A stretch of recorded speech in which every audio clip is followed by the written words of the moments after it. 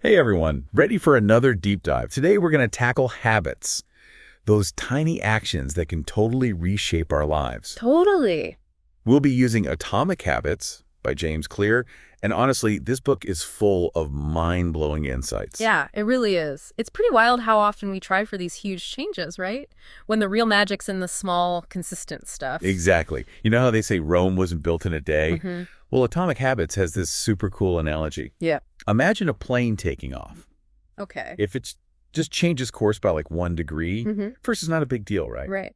But over time, that tiny shift, Yeah, it leads to a completely different place. exactly. And that's habits to a T. Small improvements or even like slip-ups, they all add up over time. They shape us. Oh, wow. That's interesting. It's like compound interest, but for self-improvement. So even tiny daily changes can build up to huge results later on. Absolutely. And the book is really clear about not stressing over overnight transformations. Right. It's about those small changes you can keep up. Yeah. That makes a lot of sense. Yeah. So where do we even start? Like if we want to tap into this power of tiny gains, what's step one?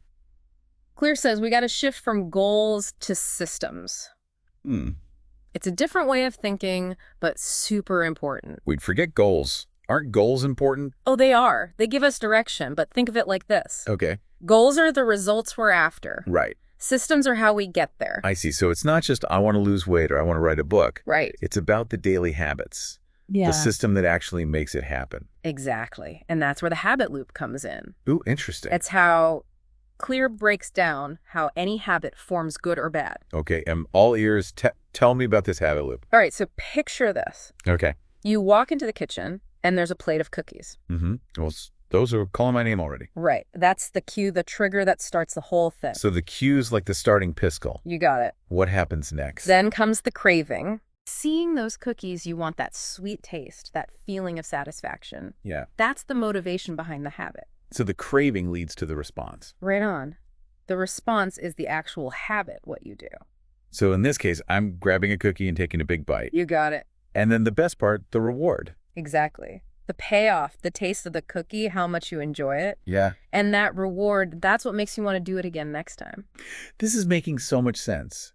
It's like a chain reaction in our brains. Totally. How do we actually use this to change our habits to make those positive changes? That's where it gets really cool. Clear has tons of strategies. Really? One of the best is environment design. Environment design. Okay, I'm intrigued. Tell me more. It's this idea that our surroundings, they impact us way more than we think. That's interesting. So it's not just willpower, it's about setting yourself up for success, making your environment work for you. I like that make the good habits easy and the bad habits hard. Exactly. Like, Yeah. there's this study in the book. It was done at the cafeteria at Massachusetts General Hospital. Oh.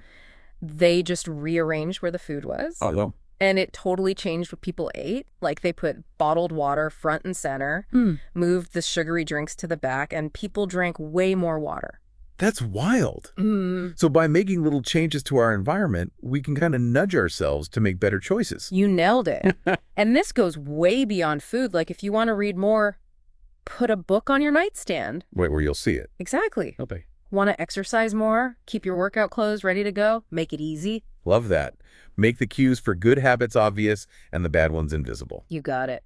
Clear also talks about this cool technique called the 2-minute rule. Oh, I've heard of that. It's all about making it easier to start new habits. Right. We can dive into that next. Perfect. Let's do it. This is getting good. So the 2-minute rule, it's all about breaking down a new habit into a tiny 2-minute version. Oh, okay. So instead of I'm going to read for an hour before bed, Right. it's I'm going to read one page. I see. So it's like tricking your brain into getting started. It doesn't feel so overwhelming. Exactly. What are some other examples? Like if you want to do 30 minutes of yoga, Yeah, the 2-minute version would be just taking out your yoga mat. you got it. The idea is once you overcome that initial hurdle, Mm-hmm. it's way easier to keep going. Oh, I get it. It's like once you take that first step, you're already moving. Yes. So why not keep going? Exactly. And you'll be surprised how often those 2 minutes turn into 10, then 20, and so on. That's so true. So we talked about environment design and the 2-minute rule. Mm-hmm. What other strategies can help make those tiny changes stick? One that's super important is making the habit satisfying. Oh, that makes sense. We're more likely to repeat things we enjoy. Exactly. But how do we make habits that aren't inherently fun, Mhm. like chores or paying bills, more enjoyable? The book has this great story about how researchers in Pakistan increased hand washing rates just by making it more enjoyable. Yeah, they were dealing with a public health crisis in Karachi with a lot of diarrheal Oh, diseases. wow. Most people lived in slums where hand washing wasn't a top priority. So it wasn't that they didn't know it was important, they just weren't doing it consistently? Exactly. And the researchers realized the problem wasn't knowledge, it was satisfaction. Interesting. So they teamed up with Procter & Gamble to give the neighborhood Safeguard soap. Okay, what's so special about Safeguard soap? Well, at the time, Safeguard was a premium soap, way better than what they usually had. Okay. It lathered better, smelled nicer, just made hand washing more enjoyable. So they made hand washing fun. Pretty much. And the results were amazing. Diarrhea rates plummeted. Wow. And get this, when they checked back 6 years later, over 95% of the households still had a hand washing station with soap and water. That's incredible. They kept the habit even after the study because they had a good feeling associated with it. It wasn't a chore anymore. Exactly. That's the power of making even mundane things a little more pleasurable. I love that. So it's not about turning everything into a party, Right. but finding those little things that make it easier to stick with it. You got it. This makes me think about how I can add some enjoyment to my own habits. Right. Maybe listen to my favorite podcast while doing dishes, or light a candle while I'm working. Those are great ideas. It's all about experimenting and finding what works for you. Exactly. So we've talked about making habits enjoyable, but what about when we slip up, miss a day or two? How do we get back on track? That's where accountability comes in. Clear talks about habit tracking, basically keeping a visual record of your progress. Oh, yeah. I love checklists. Yeah. How did that work exactly? It can be as simple as marking off days on a calendar when you complete the habit, Okay. or using a habit tracker app, or even just a notebook. The point is to make your progress visible. So it's like you're creating record of your wins, which can be super motivating. Exactly. And it keeps you accountable.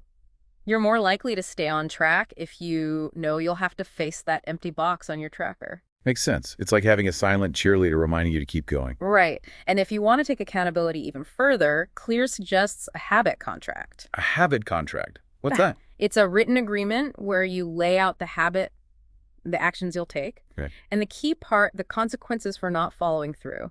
And you share this contract with someone you trust, an accountability partner who'll hold you to it. So it's like having a friendly coach who's there to support you but also give you a nudge when you need it. Exactly. The book shares an example of an entrepreneur named Brian Harris who used this to lose weight and get in shape. Really? How'd that work? He made a super detailed contract with his exercise and nutrition goals. Okay. But here's the thing. He included consequences for not meeting them. Like what kind of consequences? If he missed his protein targets, he had to pay his trainer $100. Oh, wow. And if he skipped his sprints, he had to wear an Alabama hat for the rest of the quarter, and he's a die-hard Auburn fan. Oh, no. That's rough. But hey, I guess it worked, right? It did. With his wife and trainer as his accountability partners and that contract staring him down, he crushed his goals. That's a powerful example of how a little external motivation can go a long way. It's like tapping into that fear of missing out, or in his case, the fear of wearing the wrong team's hat. Exactly. Sometimes we need that extra push to stay committed. But remember, it's not just about strategies. It's about understanding what motivates you.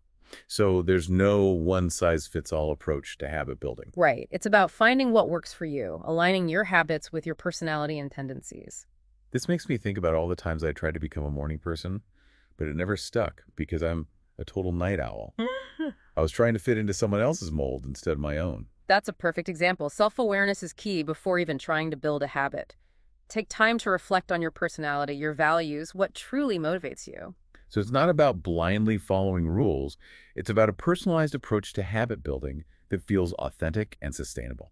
Exactly. It's about that journey of self-discovery and using tiny habits to create a life that truly reflects who you are and who you want to become. Wow. This deep dive has been eye-opening. Yeah, it's been great. It's like we've got this whole new way to think about habits. Mm-hmm. They're not these big, scary things to conquer, Right. but tiny building blocks. Yeah. That can make huge changes over time. Absolutely. All about those atomic habits, right? Totally. And it's not just the strategies. The book also gets into the science of how habits form, Oh, that's interesting. like how our brains are wired for those quick rewards Yeah. instead of what's good for us in the long run. That explains so much. Right. Like why grabbing a donut is easier than choosing fruit, even when we know fruit's better. Exactly. Our brains evolved where those instant rewards were like key to survival. Wow. But now that can mess us up. Yeah. We go for the instant thing instead of what helps us long term. So how do we fight that? How do we train our brains to hold off on the quick rewards and stick with the habits that are good for us later on? Clear has some really cool ideas. Yeah. One is to make those long-term habits more satisfying right away. Okay, like that safeguard soap study. Exactly. Making hand washing fun made people stick with it. Right. It's about making healthy, productive habits feel good in the moment. You got it. And another idea is to add a little bit of immediate pain to the bad habits. Oh, okay. Like those consequences Brian Harris put in his habit contract Right. by making those bad behaviors cost something. Yeah. We're basically tipping the scales toward the better choice. I see, making the bad habits less appealing. Exactly. This is giving me so much to think about. It's a reminder that we have more power over our habits than we think. Yeah. It's not just willpower, it's understanding how habits work Mm-hmm. and using that knowledge to build a life that reflects our values and what we want. I think that's a great takeaway from our deep dive today. It really is. It's recognizing that even tiny changes over time, Yeah, they can have a huge impact on who we are and what we do. absolutely. It's about using those atomic habits to create a life that's fulfilling and meaningful. I couldn't agree more. I'm feeling inspired to start making those small changes that can lead to big results. So, as we wrap up our deep dive, here's something to ponder. What's one tiny habit you could start today that could have a big positive impact on your life down the road? It could be something as simple as drinking water first thing in the morning, reading for 10 minutes before bed, or taking a quick walk at lunch, whatever it is. Remember that even the smallest actions can start a chain reaction, leading you toward a happier, healthier, and more fulfilling life. Thanks for joining us on this deep dive into the surprising power of tiny habits. Until next time, keep learning, keep growing, and keep making those atomic changes that can transform your life.